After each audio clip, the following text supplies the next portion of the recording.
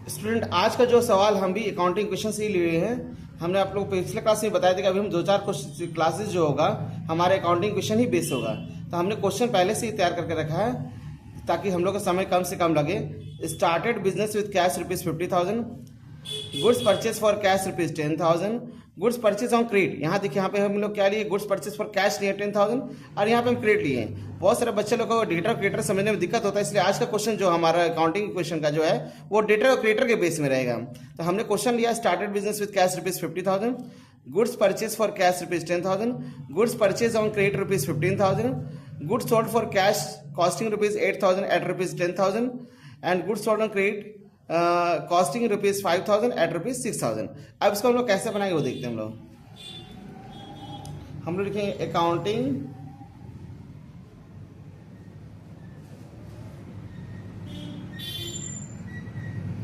Equation. सबसे पहले हमारा होगा सीरियल नंबर, ट्रांजैक्शन, एसेट्स, फिर लायबिलिटी प्लस कैपिटल।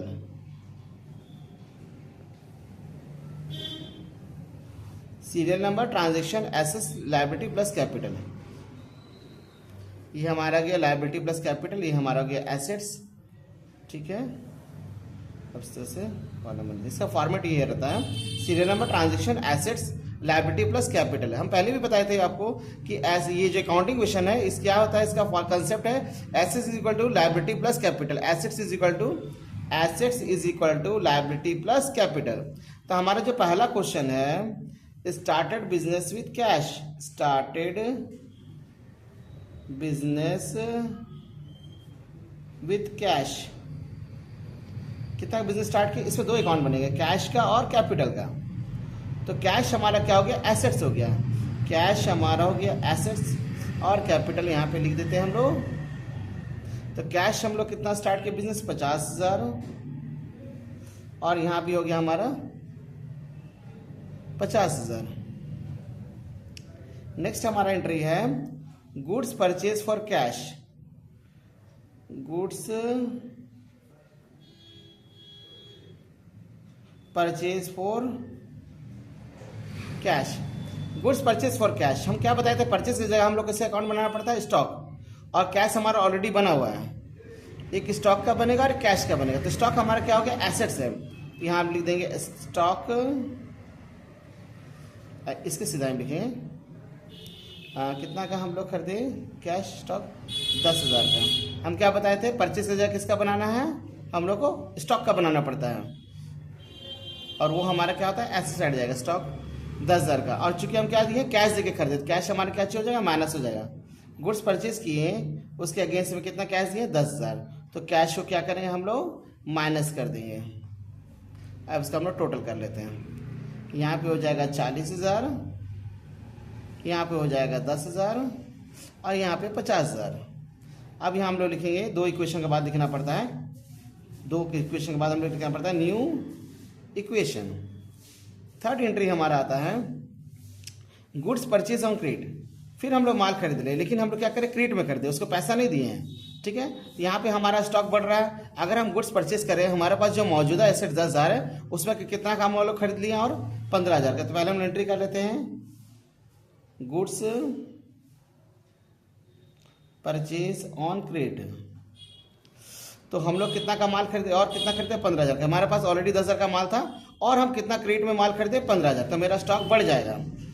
मेरे पास 10,000 का पहले से माल था और 15,000 का माल खरीदे, तो हमारे पास स्टॉक क्या हो गया, बढ़ जाएगा। तो यहाँ 15,000 लिखे। चूंकि हम इसको पेमेंट नहीं किए, गुड्स परचेज ऑन क्रेडिट, हम लिखे क्या करना है, पेमेंट नहीं किया, उसके बाद फ्यूचर में हम पेमेंट करेंगे, है ना। शॉर्ट टर्म में हमको पेमेंट करना पड़ेगा, तो हमको शॉर्ट टर्म में पेमेंट करना पड़ेगा। तो क्या बन जाएगा, ये क्रेडिटर है ना। क्रेडिट पे माल खरीदने पे क्या बन जाता है, वो क्रेडिटर। तो हमारे क्रेडिटर एक बनाना पड़ेगा जो कि लायबिलिटी साइड बनेगा, क्योंकि हमको इसको पेमेंट करना पड़ेगा। तो ये हमारा क्या हो गया, लायबिलिटी हो गया। गुड्स परचेज ऑन क्रेडिट, कितना का माल खरीदे हम लोग, 15,000 क्रेडिट में, तो इसको हमको नियर फ्यूचर में पेमेंट करना पड़ेगा। तो ये हमारा लायबिलिटी हो गया। इसको क्या बोलते हैं, गुड्स परचेज में क्या बनता है हमारा, ऑन क्रेडिट में क्रेडिटर का अकाउंट बनता है। तो क्रेडिटर हम लिखेंगे यहाँ पे लायबिलिटी साइड, और इसको यहाँ पे दिखा देंगे 15,000। अब इसको हम लोग फिर ऐड कर देते हैं।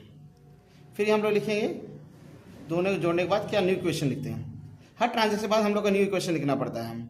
शुरुआत में 2 ट्रांजेक्शन के बाद ही न्यू इक्वेशन लिखते हैं, लेकिन उसके बाद हर ट्रांजेक्शन के बाद हमको न्यू इक्वेशन लिखना पड़ता है।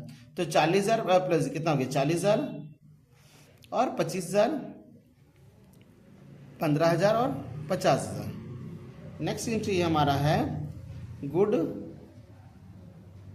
Sold for cash. अब यहाँ पे हम लोग नगद माल बेच रहे हैं, हमारा जो माल है नगद बेच रहे हैं। 8,000 का माल को कितना बेच रहे हैं हम लोग 10,000 में माल बेच रहे हैं। 8,000 का स्टॉक को कितना बेचे हम लोग 10,000, तो मेरे पास स्टॉक कितना जाएगा 8,000 ही जाएगा। अब कितना बेचे हम उसको नगद 10,000, हमारे पास कितना कैश आ जाएगा 10,000, क्योंकि हम उसको नगद माल बेच रहे हैं। और हमको ये देखिए ट्रांजेक्शन में फायदा हो रहा है, क्योंकि 8,000 का माल को कॉस्टिंग 8,000 है, उसको हम लोग कितना बेच रहे हैं 10,000 में बेच रहे हैं, तो हमारा कितना फायदा हो जा रहा है 2,000 का। तो 2,000 हम कैपिटल को ऐड कर देंगे, क्योंकि हमको इस ट्रांजेक्शन में कितना का प्रॉफिट बेनिफिट हुआ 2,000 का। तो जो भी बेनिफिट हुआ जो भी प्रॉफिट हुआ उसको हम लोग कैपिटल में जोड़ देंगे, क्योंकि 8,000 का माल को कितना बेच रहे हैं हम लोग 10,000 में बेच रहे हैं। अब इसको हम लोग फिर बैलेंस करेंगे, फिर क्या लिखेंगे न्यू इक्वेशन। तो यहाँ पर होगा 40 10 50,000।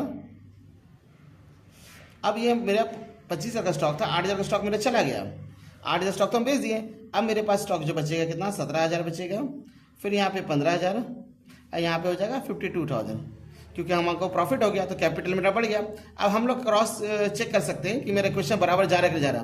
तो यहाँ पे 50,000 प्लस 17,000 67,000 आ गया, यहाँ भी 60,000, यानी हमारा इक्वेशन सही जा रहा है।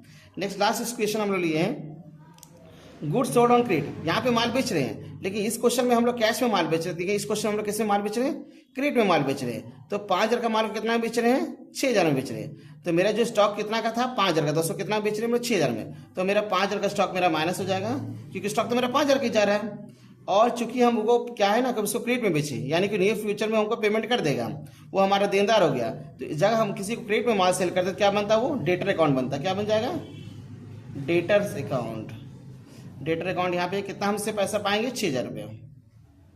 और इस ट्रांजेक्शन में भी हमको फायदा हो रहा है, क्योंकि 5,000 का माल को कितना बेच रहे हैं हम लोग 6,000 में, तो कितना का बेनिफिट मिल रहा है हमको 1,000 का। तो कैपिटल को 1,000 हम लोग जोड़ देंगे और फिर हम लोग क्वेश्चन बराबर करते हैं। यहाँ लिख देंगे